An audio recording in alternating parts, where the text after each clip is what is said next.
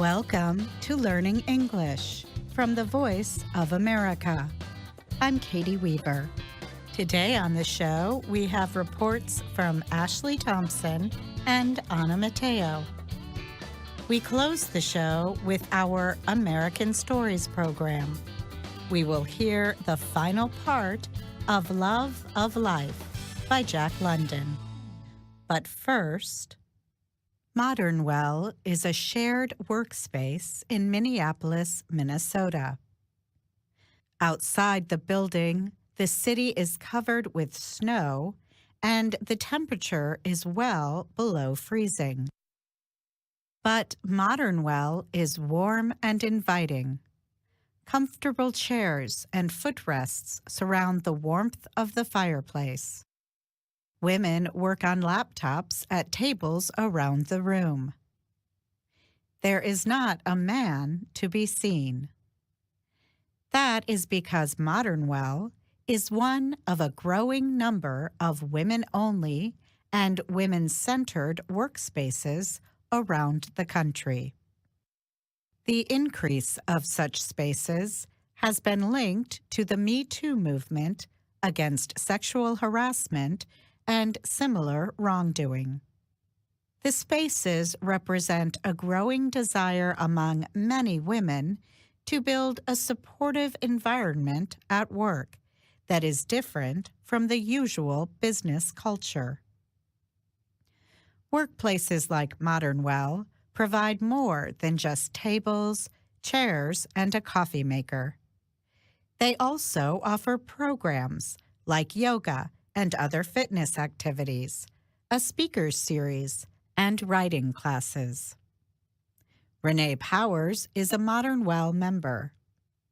I think women especially are craving safe spaces. There's literally no risk that somebody's going to sexual harass me here, Powers said. She established her business, Feminist Book Club, at Modern Well. The biggest shared workspace business is The Wing, which opened in 2016 in New York. It has quickly expanded across the country. Its site in San Francisco, California, opened in October. It includes a conference room named for Christine Blasey Ford. She is the woman who spoke at the Senate confirmation hearing on Supreme Court nominee Brett Kavanaugh. She told the Senate that he had sexually attacked her in high school. Kavanaugh denied the claim and was later confirmed to the court. Membership to one of the Wing spaces costs $2,350 a year. Company spokeswoman Zara Rahim said the business now has more than 6,000 members. Most of the spaces permit men, but some do not. The Wing faced legal action by a man in Washington, D.C., who said he was discriminated against. Shortly after, company leaders approved a membership policy that barred sexual identity as a factor in considering admissions. Rahim said the policy was already being developed before the legal action. The New York City Commission on Human Rights is also investigating The Wing for possible sex discrimination. The company said it is working with the commission. Another fast-growing space is The Riveter, with 5 sites in Seattle, Washington, and Los Angeles, California. Another is to open in March in Austin, Texas. And this week, The Riveter announced plans to open 5 more sites in cities including Minneapolis and Atlanta, Georgia. Amy Nelson established The Riveter and serves as its chief. She said the majority of members are small businesses with just a few employees, or people who work independently. The price for membership starts at $99 a month. About 25% of the Riveter's 2,000 members are men, Nelson said. But she said the difference is that out of the gate, we're putting women first. I think that we're seeing a societal shift that isn't going to go away, she said. Women's voices are being heard. The Riveter has brought in famous speakers, such as business leader Sheryl Sandberg. Modern Well founder Julie Burton is a writer and wellness teacher. She leads yoga classes at her space, which also offers events such as classes on writing about one's personal life.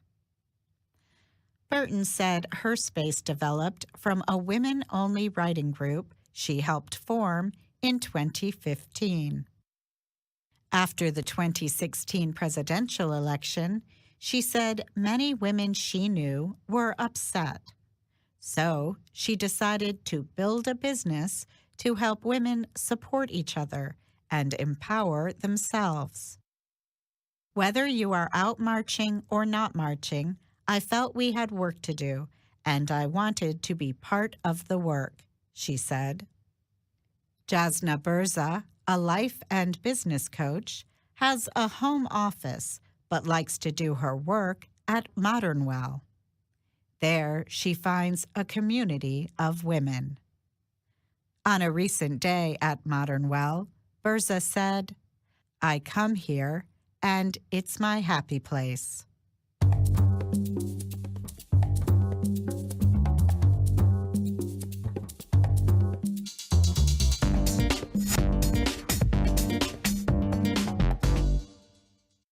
Visitors to a Native American reservation's famous waterfalls deep in the Grand Canyon will now have to visit without professional guides.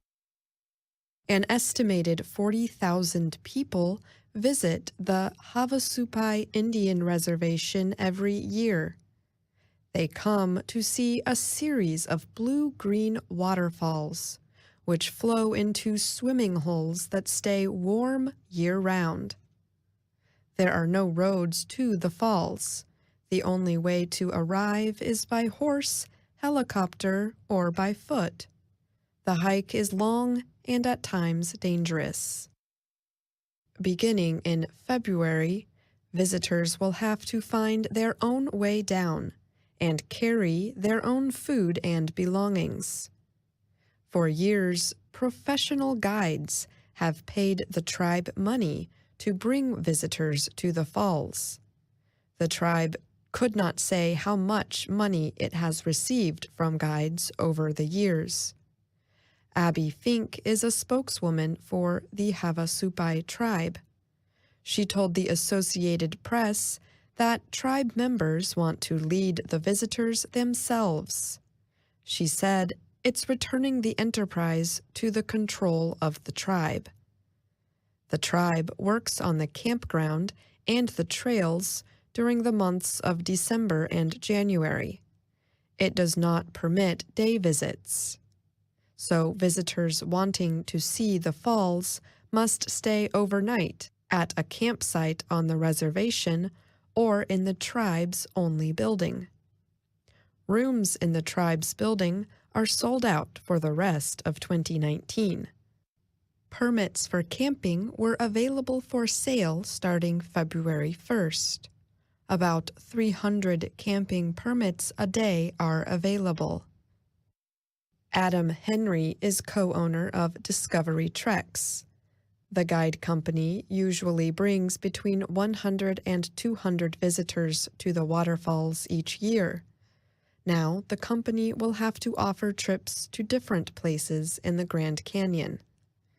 He says the new rules do not bring good news for those who wish to visit the falls. Visitors will have to walk 13 kilometers down a winding trail through desert before reaching the first waterfall, where 600 tribe members live year-round. To reach the campground with waterfalls on both ends, visitors must walk another 3 kilometers down the trail. The blue-green water is what people want to see, Henry said. It's certainly a significant bummer for people who aren't going to be able to get out there on their own. I'm Ashley Thompson.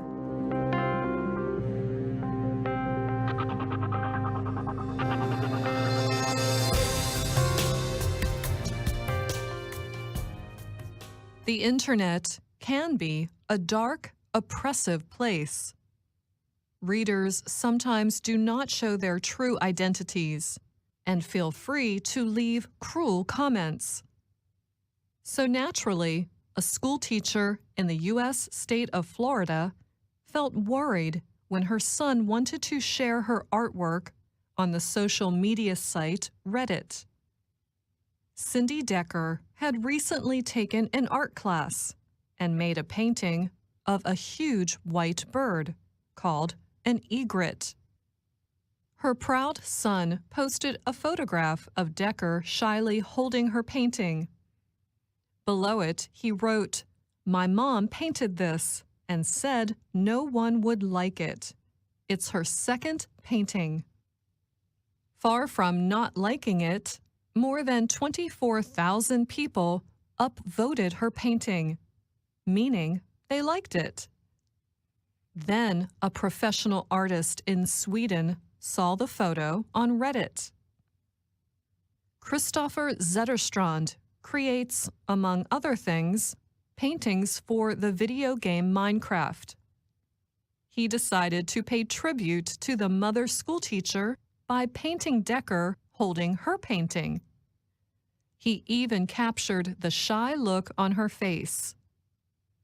Zetterstrand photographed himself holding his painting of Decker holding her painting. He posted the image on Reddit. The caption for his photograph is, "I painted somebody's mom." Then, 2 days later, a journalism student in Canada, Leila Amer, painted a picture of Zetterstrand holding his painting of Decker holding her painting. She posted a photo of her holding her painting on Reddit. Her caption read, "But I painted the guy who painted the other guy's mom." Well, then the internet stepped in and took over as only the internet can. The meme took off. The artist Vince Law was the next to join in.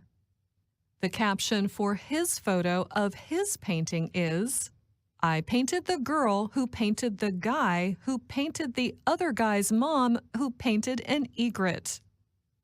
Then artist Tracy Sethra painted Law's painting of Amer holding Zetterstrand's painting holding Decker's painting. She wrote, "I painted the guy who painted the girl who painted the guy who painted the mom who painted the bird." Artist Travis Simpson continued the fun, and it happened again and again and again. In the very later paintings, the image of the original inspiration, Decker's egret, is so small you can barely see it.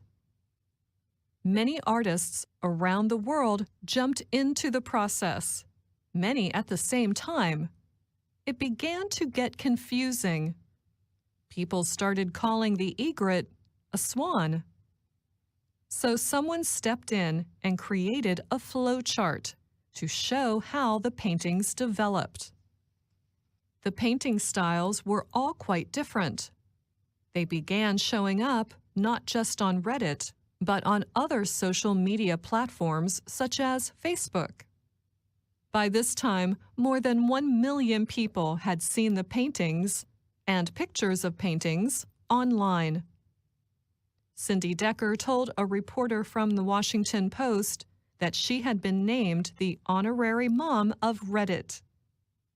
Christopher Zetterstrand, who first painted Decker, told reporters that he has received thousands of comments on Reddit and hundreds of messages and emails.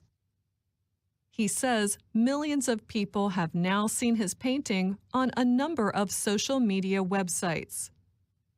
In interviews, he said the whole experience has been really funny and strange. Zetterstrand and Decker have been in touch with one another. He sent her his painting of her holding her painting as a gift. Instead of the cruel comments she was expecting, Decker said so many people have been very kind to her. She joined Reddit just so she could thank them. She wrote, "I was in fear I was going to read a lot of hateful comments. You all have proven me so wrong. I'm assuming most of you could be my kids, and you all get a bad rap in this world. You all are compassionate, caring, and a ton of fun. Thanks for uplifting me. You all have inspired me instead." People on the internet also have asked her to post her next painting, but Decker said that she has no plans to do so. She says she does not want to wear out her welcome. She is happy to be famous just once. To use another English expression, it's better to leave at the height of the party. I'm Anna Mateo.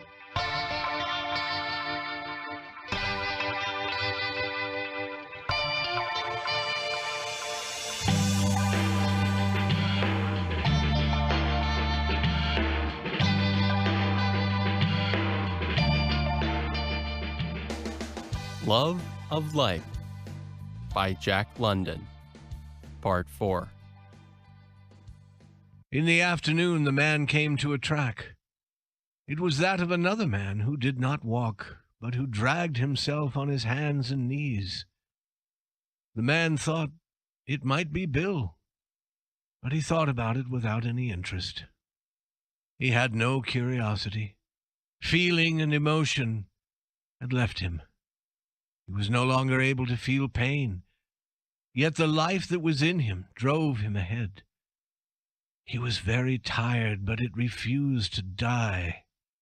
It was because it refused to die that he still ate muskeg berries and small fish, drank his hot water, and kept a careful eye on the sick wolf.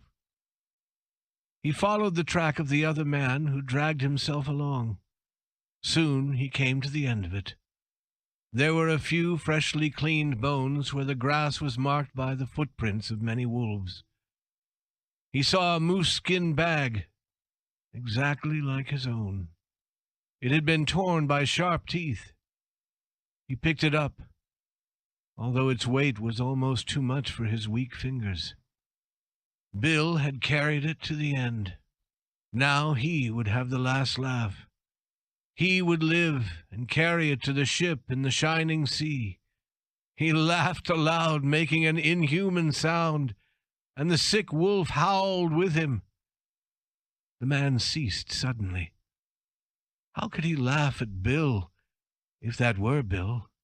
If those bones, so pinky white and clean, were Bill? He turned away. Bill had deserted him, but he would not take the gold, nor would he eat Bill's bones. Bill would have done so, however, had their situations been exchanged. He came to a pool of water. Bending over it in search of fish, he threw his head back as if he had been struck. He had caught sight of his face in the water. So awful was it that his feelings were stirred long enough to be shocked.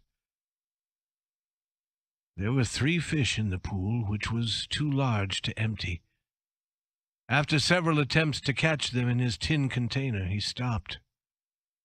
He was afraid, because of his great weakness, that he might fall and sink into the water.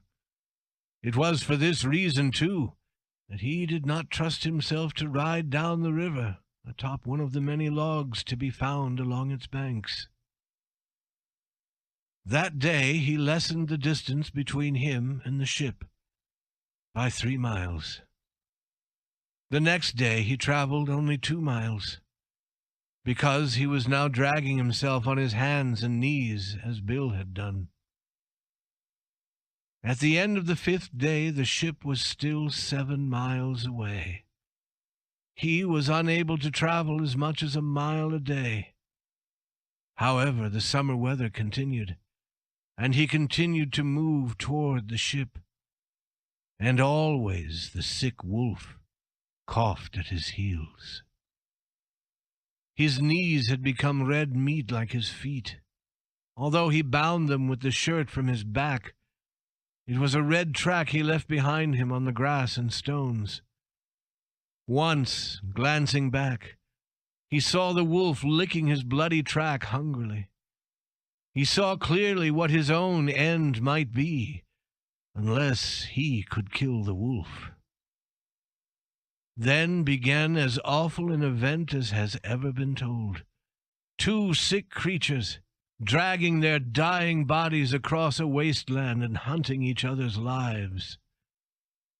Had it been a well wolf, it would not have mattered so much to the man. But the thought of feeding the mouth of that nearly dead thing was hateful. His mind had begun to wander again, and he was troubled by hallucinations.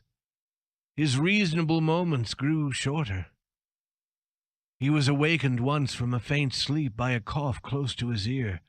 The wolf leaped back, losing its footing and falling in its weakness. It was a funny sight, but he could not laugh. Nor was he afraid. He was too far gone for that. But his mind was, for the moment, clear, and he lay and considered. The ship was no more than 4 miles away. He could see it quite well when he rubbed his eyes. He could also see the white sail of a small boat cutting the water of the shining sea. But he could never drag himself those 4 miles. He knew that, and was very calm about the fact. He knew that he could not travel another half a mile, and yet he wanted to live. It was unreasonable that he should die after all he had been through. Fate asked too much of him. And dying, he could not accept death. It was madness, perhaps, but in the very grasp of death he refused to die.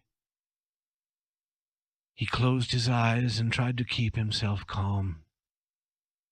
He struggled against the awful desire for sleep that threatened him.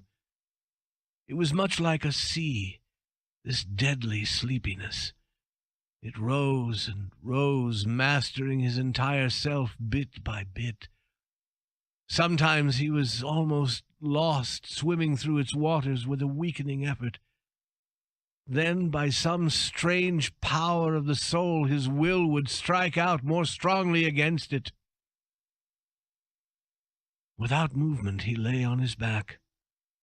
He could hear slowly drawing nearer and nearer the sound of the sick wolf's breathing. It came closer, always closer, and he did not move. It was beside his ear. The dry tongue moved across his face. His hands struck out. Actually, he had willed them to strike out. The fingers were curved, but they closed on empty air. Quickness requires strength, and the man had not his strength. The quiet waiting of the wolf was awful. The man's waiting was no less awful.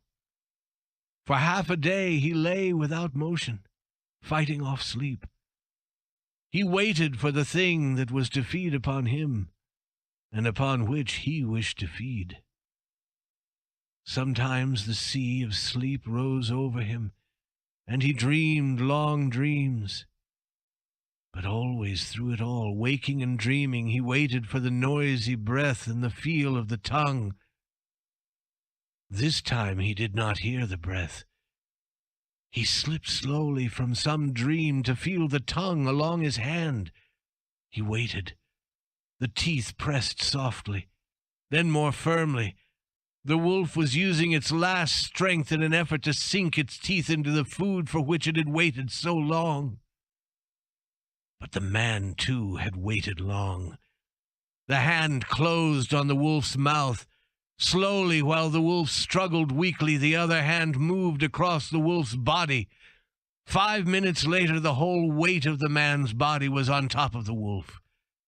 The hands had not sufficient strength to grasp the wolf about the throat until it died, but the face of the man was pressed close to the throat of the wolf, and the mouth of the man was full of hair.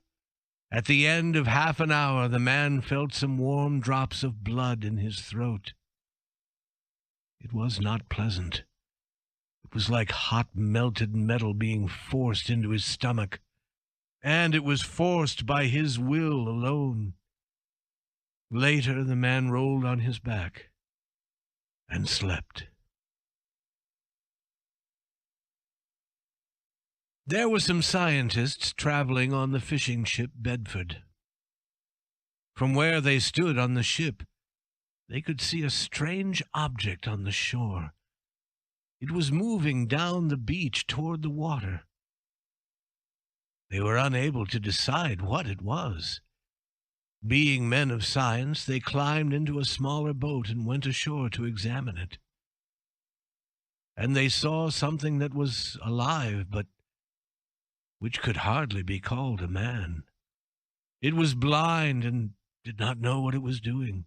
Its movements produced little effect, but still it continued to drag itself across the ground at the rate of about 20 feet an hour.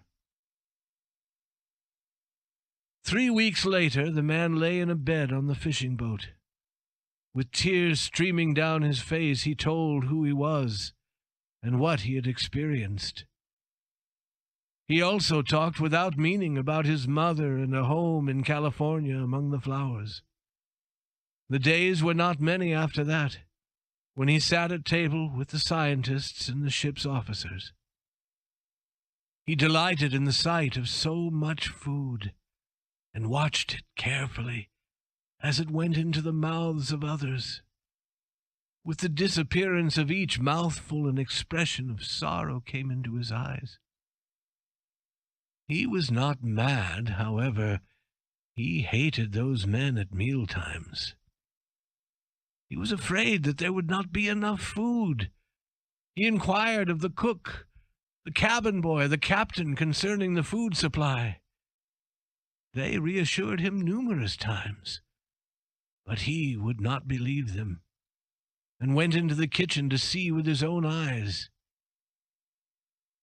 It was noticed that the man was getting fat. He grew bigger with each day.